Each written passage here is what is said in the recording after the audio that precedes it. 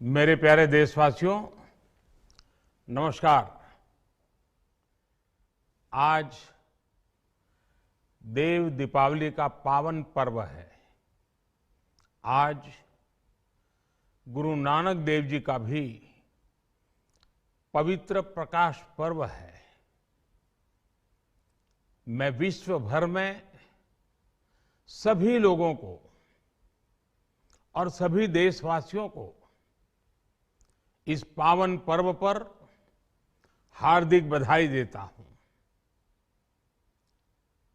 ये भी बहुत सुखद है कि 1.5 साल के अंतराल के बाद करतारपुर साहिब कॉरिडोर अब फिर से खुल गया है। साथियों, गुरु नानक जी ने कहा है, बीच दुनिया सेवी कमाइए त दरगिही बेसन पाइए। यानी संसार में सेवा का मार्ग अपनाने से ही जीवन सफल होता है। हमारी सरकार इसी सेवा भावना के साथ देशवासियों का जीवन आसान बनाने में जुटी है। न जाने कितनी पीढ़ियां जिन सपनों को सच होते देखना चाहती थी, भारत आज उन सपनों को पूरा करने का भरपूर प्रयास कर रहा है। साथियों, अपने 5 दशक के सार्वजनिक जीवन में मैंने किसानों की परेशानियों को, उनकी चुनौतियों को बहुत करीब से देखा है, महसूस किया है। इसलिए जब देश ने मुझे 2014 में प्रधानमंत्री के रूप में सेवा का अवसर दिया, तो हमने कृषि विकास, किसान कल्याण को सर्वोच्च प्राथमिकता दी। साथियों, इस सच्चाई से बहुत लोग अनजान हैं कि देश के 100 में से 80 किसान छोटे किसान हैं। उनके पास 2 हेक्टेयर से भी कम जमीन है। आप कल्पना कर सकते हैं, इन छोटे किसानों की संख्या 10 करोड़ से भी ज्यादा है। उनकी पूरी जिंदगी का आधार यही छोटी सी जमीन का टुकड़ा है।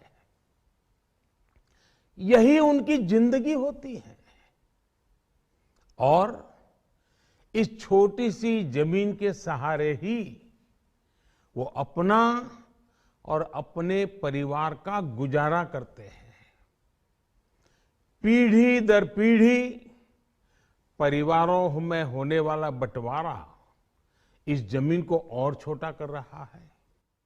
इसलिए देश के छोटे किसानों की चुनौतियों को दूर करने के लिए हमने बीज, बीमा, बाजार और बचत, इन सभी पर चौतरफा काम किया।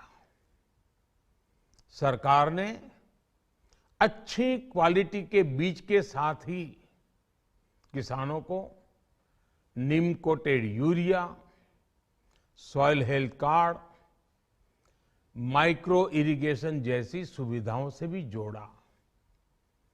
हमने 22 करोड़ सॉइल हेल्थ कार्ड किसानों को दिए और इस वैज्ञानिक अभियान के कारण एग्रीकल्चर प्रोडक्शन भी बढ़ा।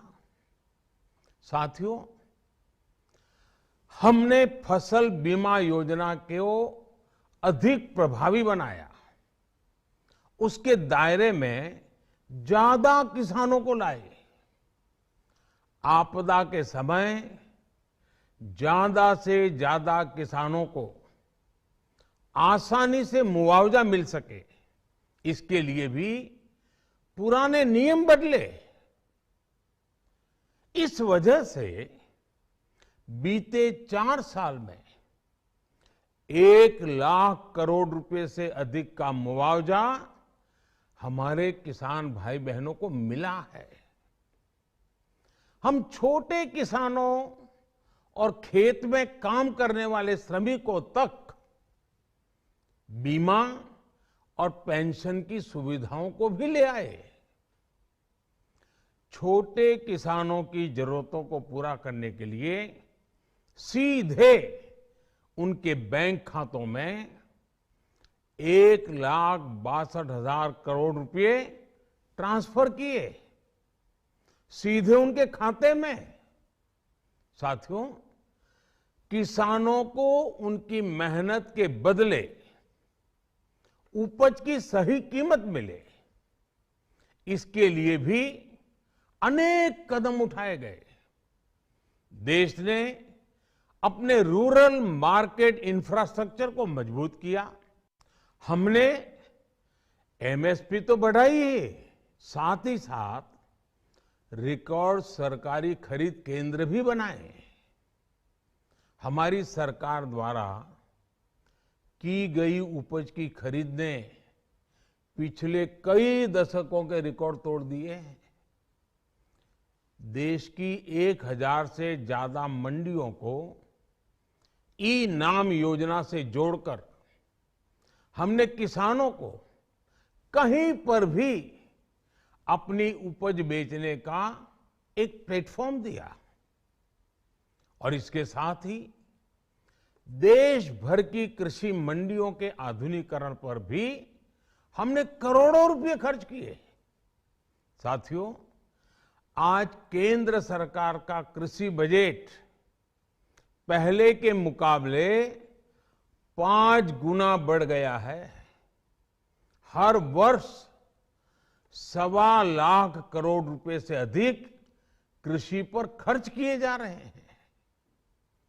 1 लाख करोड़ रुपए के एग्रीकल्चर इंफ्रास्ट्रक्चर फंड के माध्यम से गांव और खेत के नजदीक भंडारण, इसकी व्यवस्था, कृषि उपकरण जैसी अनेक सुविधाओं का विस्तार, ये सारी बातें तेजी से हो रही है। छोटे किसानों की ताकत बढ़ाने के लिए 10,000 एफपीओ किसान उत्पादक संगठन बनाने का अभियान भी जारी है। इस पर भी करीब 7,000 करोड़ रुपए खर्च किए जा रहे हैं। माइक्रो इरिगेशन फंड के आवंटन को भी 2 गुना करके 10,000 करोड़ रुपए कर दिया गया है। हमने क्रॉप लोन भी 2 गुना कर दिया, तो इस वर्ष 16 लाख करोड़ रुपए हो जाएगा। अब पशुपालकों को मछली पालन से जुड़े हमारे किसानों को भी किसान क्रेडिट कार्ड का लाभ मिलना शुरू हो गया है। यानी हमारी सरकार किसानों के हित में हर संभव कदम उठा रही है, लगातार एक के बाद एक नए कदम उठाती जा रही है। किसानों की आर्थिक स्थिति सुधरे, उनकी सामाजिक स्थिति मजबूत हो, इसके लिए पूरी ईमानदारी से काम कर रही है। साथियों, किसानों की स्थिति को सुधारने की इसी महाअभियान में देश में 3 कृषि कानून लाए गए थे। मकसद ये था कि देश के किसानों को, खासकर छोटे किसानों को और ताकत मिले, उन्हें अपनी उपज की सही कीमत और उपज बेचने के लिए ज्यादा से ज्यादा विकल्प मिले। बरसों से ये मांग देश के किसान, देश के कृषि विशेषज्ञ, देश के कृषि अर्थशास्त्री, देश के किसान संगठन लगातार कर रहे थे। पहले भी कई सरकारों ने इस पर मंथन भी किया था। इस बार भी संसद में चर्चा हुई, मंथन हुआ और ये कानून लाए गए। देश के कोने कोने में कोटि कोटि किसानों ने, अनेक किसान संगठनों ने इसका स्वागत किया, समर्थन किया। मैं आज उन सभी का बहुत बहुत आभारी हूं, धन्यवाद करना चाहता हूं। साथियों, हमारी सरकार किसानों के कल्याण के लिए, खासकर छोटे किसानों के कल्याण के लिए, देश के कृषि जगत के हित में, देश के हित में, गांव गरीब के उज्जवल भविष्य के लिए पूरी सत्यनिष्ठा से, किसानों के प्रति पूर्ण समर्पण भाव से, नेक नियत से ये कानून लेकर आई थी। लेकिन इतनी पवित्र बात, पूर्ण रूप से शुद्ध किसानों के हित की बात, हम अपने प्रयासों के बावजूद कुछ किसानों को समझा नहीं पाए। भले ही किसानों का एक वर्ग ही विरोध कर रहा था, लेकिन फिर भी ये हमारे लिए महत्वपूर्ण था। कृषि अर्थशास्त्रियों ने, वैज्ञानिकों ने, प्रगतिशील किसानों ने भी उन्हें कृषि कानूनों के महत्व को समझाने का भरपूर प्रयास भी किया। हम पूरी विनम्रता से, खुले मन से उन्हें समझाते रहे। अनेक माध्यमों से व्यक्तिगत और सामूहिक बातचीत भी लगातार होती रही। हमने किसानों की बातों को, उनके तर्क को समझने में भी कोई कोर कसर बाकी नहीं छोड़ी। कानून के जिन प्रावधानों पर उन्हें ऐतराज था, सरकार उन्हें बदलने के लिए भी तैयार हो गई। 2 साल तक हमने इन कानूनों को सस्पेंड करने का भी प्रस्ताव दिया। इसी दौरान ये विषय माननीय सर्वोच्च न्यायालय के पास भी चला गया। ये सारी बातें देश के सामने है, इसलिए मैं इनके अधिक विस्तार में नहीं जाऊंगा। साथियों, मैं आज देशवासियों से क्षमा मांगते हुए सच्चे मन से और पवित्र हृदय से कहना चाहता हूं कि शायद हमारी तपस्या में ही कोई कमी रही होगी, जिसके कारण